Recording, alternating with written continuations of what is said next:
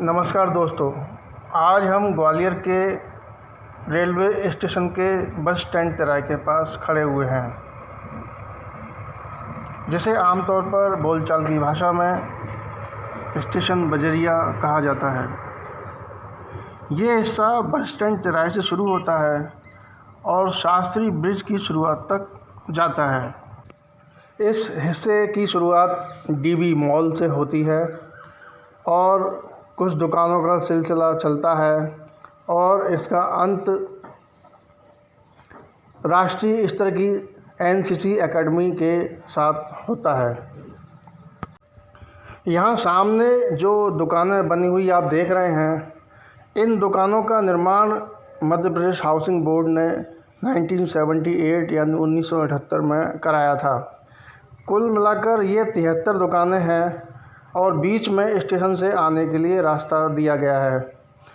इसकी पहली मंजिल पर दोनों तरफ 2 होटल संचालित होते हैं। पहला होटल सफारी, दूसरा होटल इंडिया।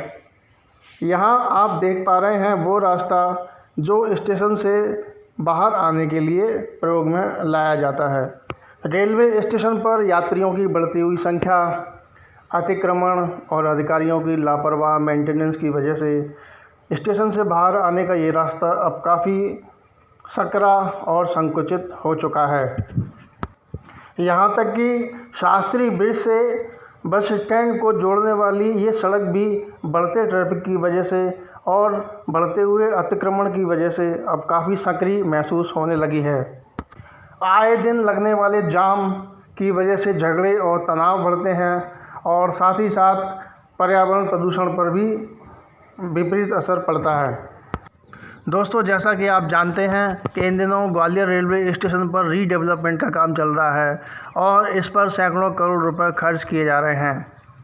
उस समय ये प्रस्ताव भी बना था कि इन दुकानों को यहाँ से हटाकर दूसरी जगह विस्थापित किया जाएगा, जिससे कि स्टेशन का पूरा लुक इन दुकानों की वजह से जो बंद हो जाता है वो ठीक से दिखाई पड़े और आने जाने वालों को एक ज़्यादा चौड़ी और बेहतर सड़क उपलब्ध हो सके। शुरुआत में इस मामले में रेलवे ने भी काफ़ी जोश दिखाया और यहाँ के दुकानदारों से बात की। विस्थापन के लिए जो शर्तें सामने आईं और जो मुआवजे की राशि आई, उसको देखते हुए रेलवे ने धीरे धीरे इस योजना से अपने हाथ खींच लिए और ये मामला ठंडे बस्ते में चला गया। कुछ समय पहले तक ऐसा ही लग रहा था कि स्टेशन का जितना भी रीडेवलपमेंट हो रहा है उसमें एक ग्रहण की तरह ये दुकानें होंगी, जिसकी वजह से सारा का सारा लुक ठीक से दिखाई नहीं पड़ा करेगा और आने जाने वाली यात्रियों को उसी पुराने संकरे बल्कि अब तो और भी कम चौड़े रास्ते से गुजरकर अपनी यात्रा पूरी करनी पड़ेगी। पर अब ऐसा लगता है कि स्थितियां बदलने वाली हैं। प्राप्त जानकारी के अनुसार पिछले दिनों ग्वालियर के सांसद भारत सिंह कुशवाहा ने इस मामले में एक सराहनीय तत्परता दिखाई है। पता चला है कि उन्होंने सभी 73 दुकानदारों, रेलवे अधिकारियों और स्थानीय प्रशासन की एक मीटिंग ली और इस मामले पर कार्रवाई का माहौल बनाया।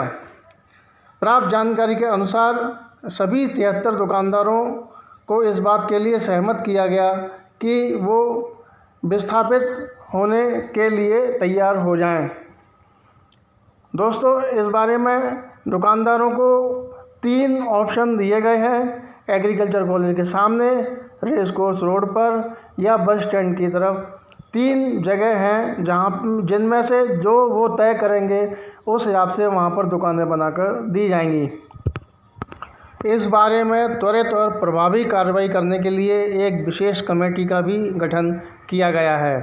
ये कमेटी उचित समय पर अपनी कार्रवाई करेगी और सांसद महोदय इस बारे में पूरी निगरानी रखेंगे।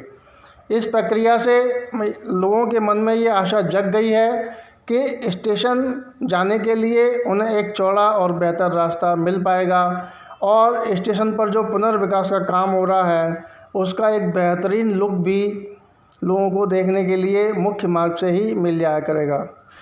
जहाँ तक मेरा अनुभव है, इस काम को पूरा होने में 3 से 5 साल का समय लग सकता है और स्टेशन पर पुनर्विकास का काम ज़्यादा से ज़्यादा मार्च 26 तक पूरा हो जाएगा।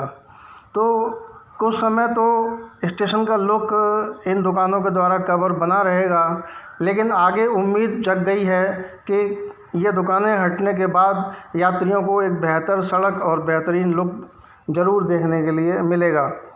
इस मामले में स्थानीय सांसद भारत सिंह कुशवाहा जी ने जो कार्रवाई की है, जो तत्परता दिखाई है, उसके लिए वो धन्यवाद और बधाई के पात्र हैं। दोस्तों, इस वीडियो के बारे में आपकी क्या राय है, हमें ज़रूर बताइए।